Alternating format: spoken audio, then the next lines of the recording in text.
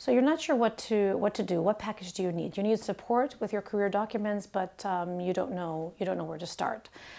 And you've looked at my website and you've seen that I have all these different options. So the best starting place is to just do a strategy session. This is a 1 to 1.5 hour session. That is the foundation for all other services anyway. And it also would be a good foundation for you to, if you decide to do the writing on your own. So the purpose of this session is to, let's say, put all the cards out on the table. All the cards out on the table, meaning that what have your experiences been? What are your top accomplishments? Who are you? What drives you? What have been your most inspiring moments? And also, what is your objective? What is your career objective? So to prepare this meeting, I ask clients to fill out a pretty detailed career worksheet. In this career worksheet, I ask things like, hey, tell me about your proudest moments. What have been your proudest moments? What were you doing and why are they your proudest moments? What are you most passionate about? Also, well, tell me about the challenges you've had at each job. What have been the challenges? What are the actions that you took to overcome those challenges? And what are the results? And hey, are any of those results quantifiable?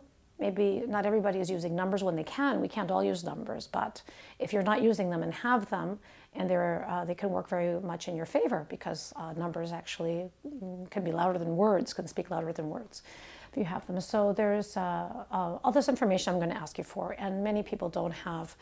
You might feel a little bit overwhelmed because you have to do this kind of introspection about your entire career. However, most people, once they've done it, they're actually really happy to have done it, because it allows you, this process allows you to recall moments in your career that you might have forgotten and actually are quite important and very relevant to your objective. So I call it kind of, putting all your cards out on the table so I can see them. They're now within my awareness, and they're also within your awareness. And this is, without this step, it's very difficult to write a value proposition, which that's what the resume, the CV is, and the LinkedIn profile as well, directed towards that target audience. So you fill all that out and you send it to me with your current CV, and then I have your LinkedIn profile to look at. And there may be some gaps, some information that I'm still missing, some further ingredients that I need.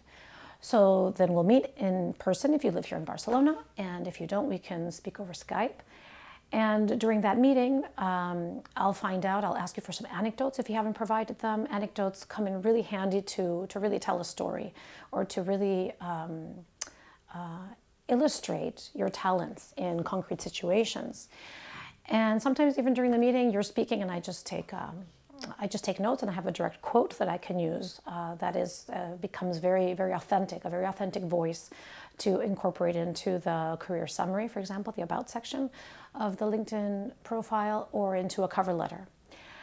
And so after the session, after I've clarified all the things I need to clarify, I take all that home and I write up a form for you, a sheet with all these ingredients that you can use yourself, or that I will need to use in case you come back for further services.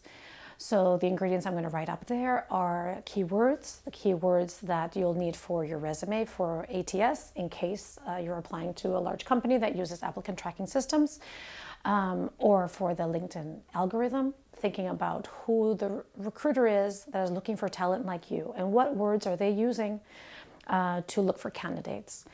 And also, so it works for the algorithm for ATS, and also the keywords for the reader, because in the end we're all scanning for keywords, and recruiters are not spending a tremendous amount of time on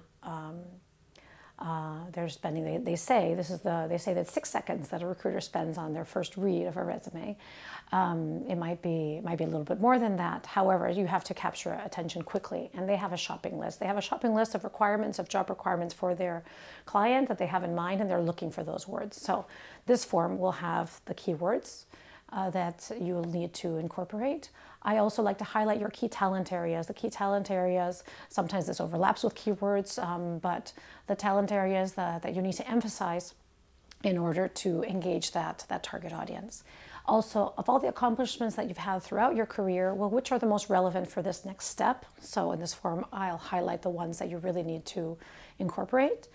I also like to include client quotes and stories. Maybe one of the stories or one of these anecdotes that you've told me that I think is really interesting, that needs to go somewhere. So I include it there in this form.